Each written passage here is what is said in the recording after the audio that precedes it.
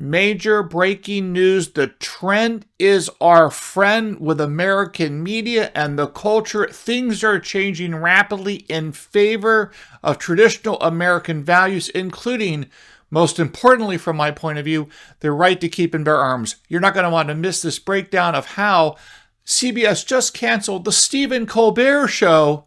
NPR and PBS have also lost taxpayer funding.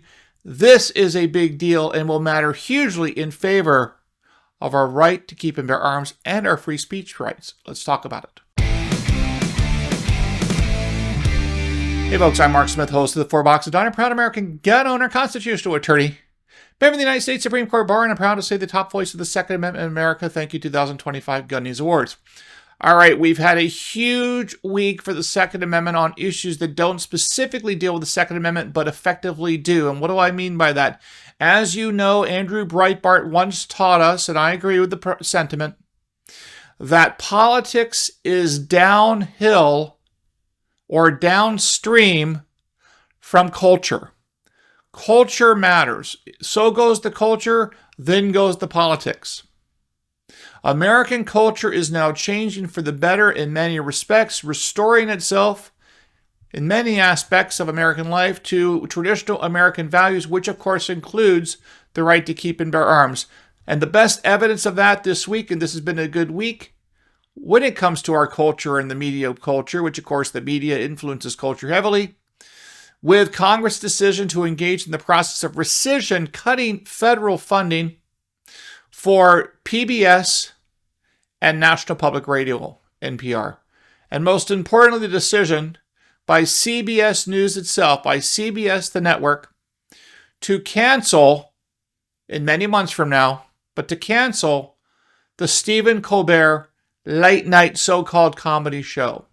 All of these things speak greatly to the trend. And right now, the trend is our friend. Keep in mind that organizations like NPR, PBS, and the Stephen Colbert Show are no friends, in my opinion, to the American conservative values, to the Bill of Rights, and in particular to the Second Amendment. Let me just give you a couple of examples, some clips here, just to show you how anti-gun the Stephen Colbert Show was and is, and how the fact that it's going bye-bye is a great thing for American culture and our rights. Let's just start here with a quick clip talking about Stephen Colbert's views of guns in America. And for our beautiful country, because this is the 130th mass shooting of 2023, and 2023 is only 87 days old. Not doing anything about this is an insane dereliction of our collective humanity. And the obvious solution here is one President Biden has proposed, an assault weapons ban. We've had one before. From 1994 to 2004, and it worked. During that ban, the risk of dying in a mass shooting was 70% lower than it is today. That just makes sense. Yeah. Fewer guns equals fewer shootings. It's the same reason. It's not complicated. It's not complicated. And keep in mind, Stephen Colbert has continued to beat this drum against Americans of Second Amendment rights. Here's an example of a clip talking about, believe it or not, how he doesn't like any suggestion that there should be deregulation of silencers or suppressors. Check this one out. Congressional Republicans have been working on something kind of disturbing, specifically new legislation to make silencers easier to buy, because that's the problem with gun violence. That's the problem with gun violence. It's the noise.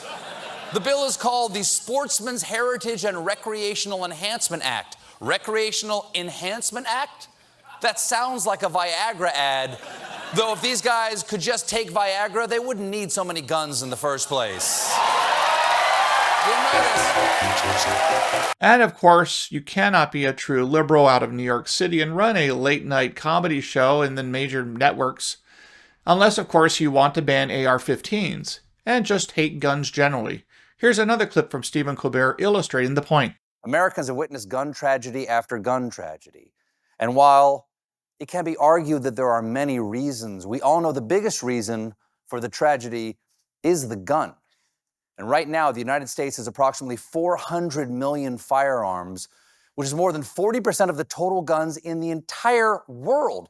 That stat's even more harrowing considering that we have 100% of the world's Floridas. Now, there's a simple, if extremely difficult solution. Reduce the number of guns. We've done it before, and it worked. And Joe Biden knows that.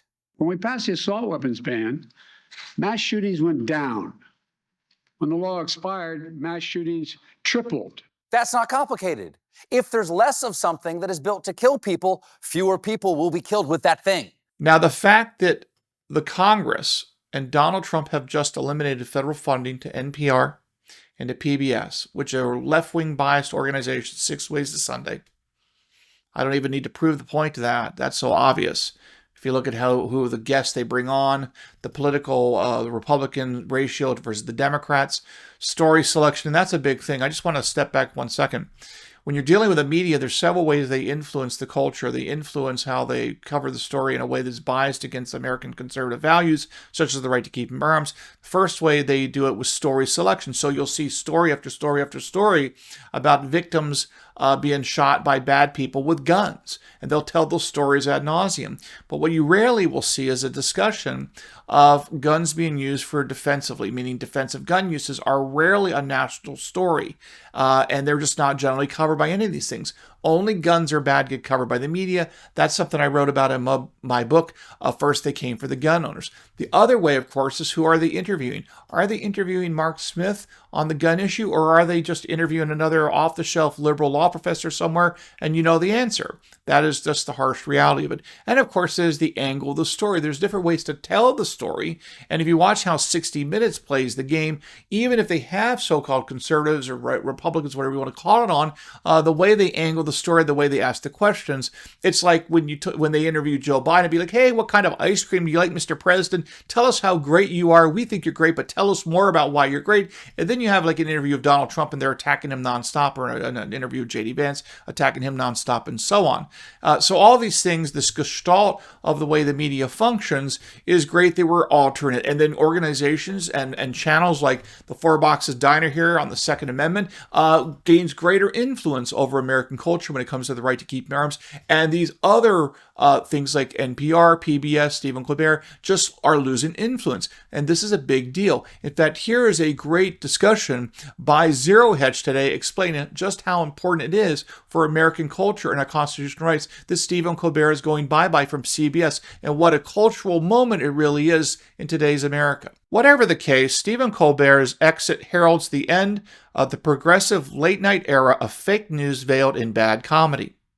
One thing is certain, if Stephen Colbert was bringing in a large enough viewership and tons of ad money, then it's unlikely CBS would have cut him out regardless of his comments against Paramount. TV executives care about one thing above all else: profitability. Political virtue signaling is a luxury they can no longer afford.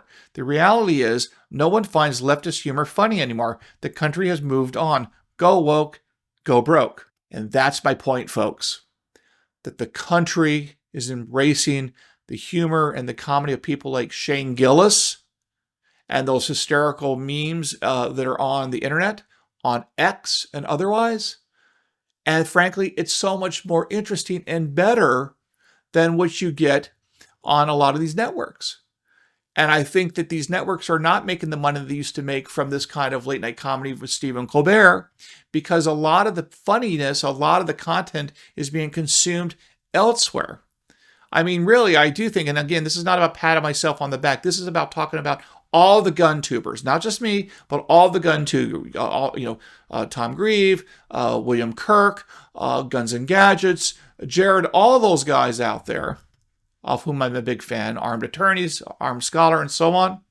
How much content is now being consumed teaching people about the right to keep and bear arms, the Second Amendment, and all that, thanks to Collier Noir and the gang, versus 25 years ago where you would get information about guns only from a few sources. And this cultural change is hugely in our favor. And the fact is that Stephen Colbert was arguably the most important late-night left-wing comic in America, period, full stop.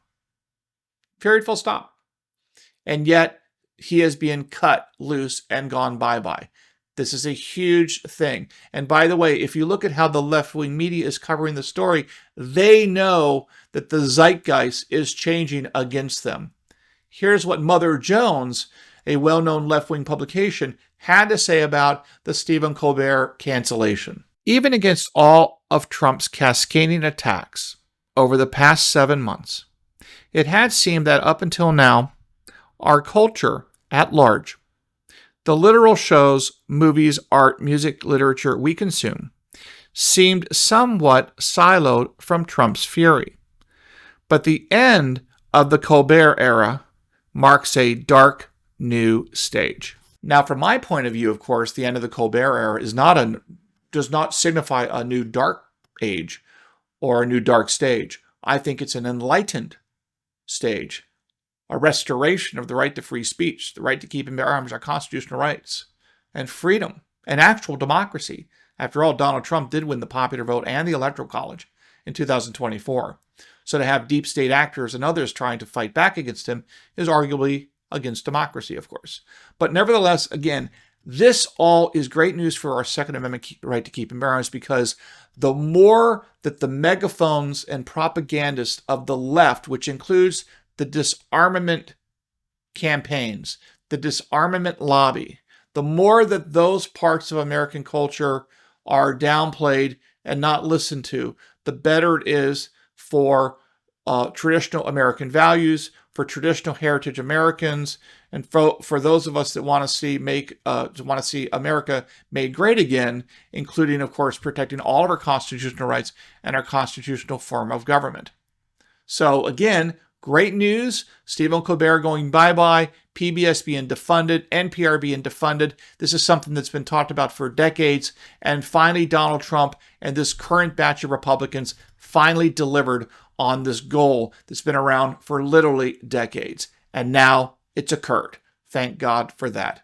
All right, folks, so there you have it. Hope you enjoyed today's episode. Make sure you follow me on X at 4Boxes Diner. Don't forget to subscribe both to YouTube and to Rumble.